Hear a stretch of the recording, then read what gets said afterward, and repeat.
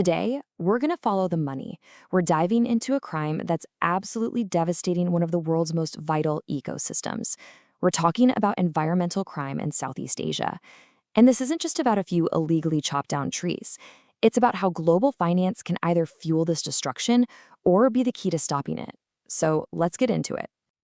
So, picture this huge, sprawling rainforest, right? It's teeming with life, home to all kinds of species. And then it gets illegally cleared in one ASEAN country. The timber's worth a fortune, but the whole operation from start to finish is completely criminal. But what about the money that paid for all those chainsaws and bulldozers? Well, here's the twist. That money trail, it almost never stays local. It often gets wired through a super sophisticated banking system in a global financial hub, maybe a place like Singapore, thousands of miles away.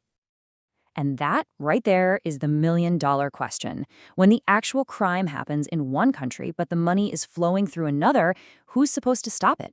I mean, how do you get different nations with totally different priorities to actually work together on this?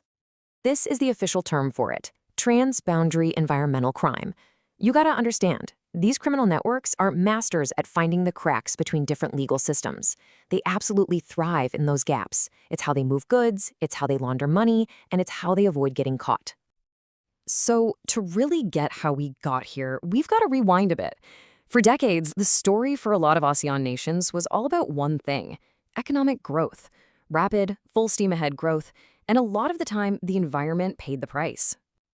And this really lays out what that looked like in practice. Because with that focus on growth, every country kind of did its own thing. You had this regulatory patchwork of different laws. And for a criminal, that's perfect. A patchwork is full of holes to slip right through.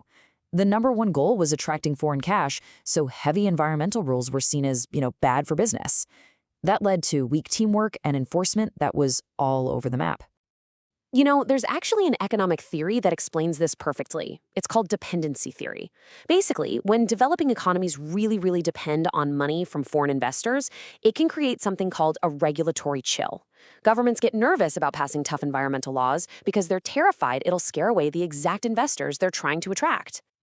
But here's the good news. That whole picture is starting to change. A new way of thinking is taking hold across the region. People are realizing that a healthy environment and a healthy economy aren't enemies. They actually depend on each other. And wow, this slide just shows you the night and day difference. On the left, you've got the old way. Every country for itself, like a puzzle with a bunch of missing pieces that criminals could just waltz through. And on the right, that's the new approach: harmonized standards, shared enforcement, and this huge rise in what we call sustainable finance. It's a total shift. And this isn't just talk, okay? There are real things happening. Take the ASEAN Green Bond Standards. They create a common rulebook so that money gets funneled to projects that actually help the planet. Then there's the Timber Legality Assurance System, or TLAS. The whole point is to make supply chains transparent, so you can literally trace a piece of wood from the forest floor to the store. It's huge. And even organizations like the ASEAN Center for Biodiversity are changing, moving from just research to actively helping law enforcement. Okay, so let's zoom in on a specific case study to see how this all works in the real world. As a massive global financial hub, Singapore plays this absolutely critical role in the fight, not with rangers out in the jungle, but with bankers and regulators in skyscrapers.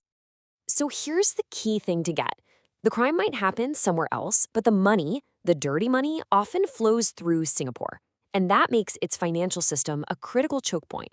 It's a place where that flow of illegal cash can be spotted, and more importantly, stopped. And they have a playbook.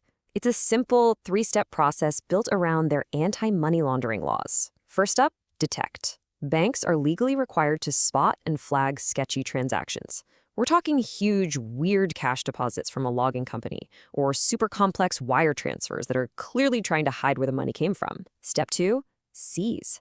Once that red flag goes up, the authorities can move in and freeze those assets using some really powerful laws. And finally, step 3, prosecute. They work with other countries to make sure the criminals who ordered the destruction actually face the music. So what's next? Where do we go from here? Look, the progress is real, but let's be honest, so are the challenges. You're still up against deep-rooted corruption in these massive international crime rings. But based on some deep analysis, experts have put together a pretty clear roadmap for what a truly sustainable ASEAN could look like. This table basically lays out a powerful 4-point plan to lock the whole system down. First, create a permanent ESG body. Think of it like a regional environmental police chief that coordinates everything. Second, get a regional criminal code. That way, an environmental crime is treated the same in every single member country, no more loopholes. Third, bring in the tech. Use satellites, use AI, use blockchain to track illegal stuff in real time.